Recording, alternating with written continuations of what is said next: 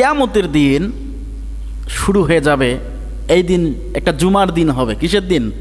জুমার দিন। কেমন জুমার দিন? ওই দিন সবাই জামাতবদ্ধ হয়ে যাবে, সবাই হয়ে যাবে একত্রিত। আল্লাহ পাক সবাইকে করবে একত্রিত করার পর সেই দিনের বিচারটা কেমন হবে, সেই দিনটা কেমন হবে, আল্লাহ পাক রব্বুল আলামিন কোরআনুল কারিমের মধ্যে জানিয়ে দিয়েছেন। দিনটা কেমন হবে, কতটা ভয়াবহ হবে।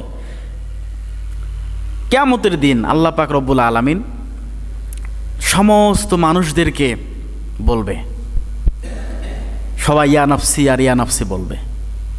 তার পায়ের মধ্যে কোনো জুতো থাকবে না। কোনো মানুষের পায়ের মধ্যে সেই দিন কি থাকবে না? জুতো থাকবে না, জুতো থাকবে না। শরীরে কোনো কাপড় থাকবে না, পা থেকে মাথা পর্যন্ত এক টুকরো সুতোও তার শরীরের মধ্যে থাকবে না। সেদিন সবাই বলবে ইয়া নাফসি ইয়া নাফসি। আজকে দুনিয়াতে আমরা যারা এত মায়ায় পড়ে আছি, আল্লাহ রসুল বলেছেন দুনিয়াতে একটা ধোঁকা, মায়া, মায়াজাল, মিছে একটা মায়া। এই দুনিয়ার ধোঁকায় পড়ে তোমরা আখেরাতকে ভুলে যেও না। কারণ দুনিয়াটার সব থেকে বড় ধোঁকাই হচ্ছে আমাদের পরিবার পরিজন এবং নিকট আত্মীয় স্বজন, প্রতিবেশী এবং পুরো পৃথিবীটাই আমাদের জন্য ধোঁকা। ইল্লা মাতাউল গরুর, সবাই আমাদের জন্য কি? ধোঁকা। কারণ কেন ধোঁকা? ওই দিনের ঘটনা আল্লাহ পাক রব্বুল আলামিন সূরাতুল আবাসার মধ্যে বর্ণনা করেছেন। ইয়াউমা ইয়াফিরুল মিন আমানা, মানে হচ্ছে ইয়াফিরুল, অর্থাৎ ওই দিন সবাই দেখা মাত্রই দৌড় দেবে। কি করবে? দেখা মাত্রই দৌড় দেবে। ইয়াউম মানে দিন, ইয়াফিরুল দেখা মাত্রই দৌড় দেবে। কেন দৌড় দেবে? কি কারণে দৌড় দেবে? কারণ সেই দিন সবাই সবার দিকে তাকিয়ে থাকবে, আমাকে কিছু দাও, আমাকে কিছু দান করো, আমি সওয়াবের অপেক্ষায় আছি, দাও, দান করো। আল্লাহ পাক রব্বুল আলামিন বলেন এক নম্বরে পালাবে ওর ভাই। এক নম্বরে কে পালাবে? ভাই। দুনিয়াতে দেখবেন কারোর সাথে সমস্যার সৃষ্টি হলে ভাইয়েরাই তো আগে আগে যায়, এরকমটা না?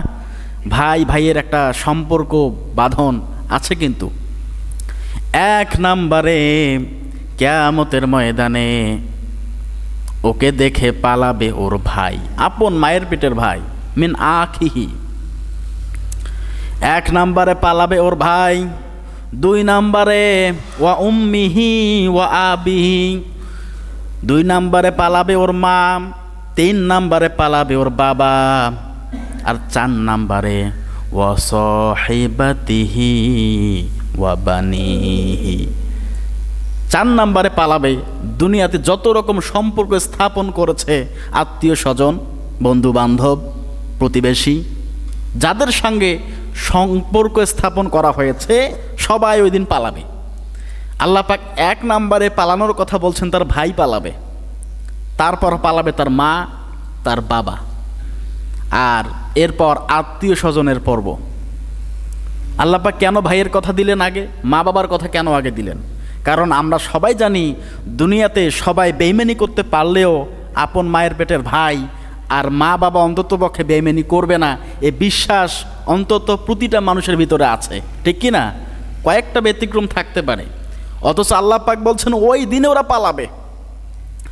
ইবনে কাসির তার তাফসীর গ্রন্থের মধ্যে এই সূরাতুল আবাসার 33 থেকে 36 নং আয়াত পর্যন্ত তাফসীর করেছেন। এটা সূরা আবাসা 30 নম্বর পারার 80 নম্বর সূরা, প্রথম নাম্বার রকুর 33 থেকে 36 নং আয়াত। এর তাফসীর আপনাদের সঙ্গে আমি সামনে করার চেষ্টা করছি।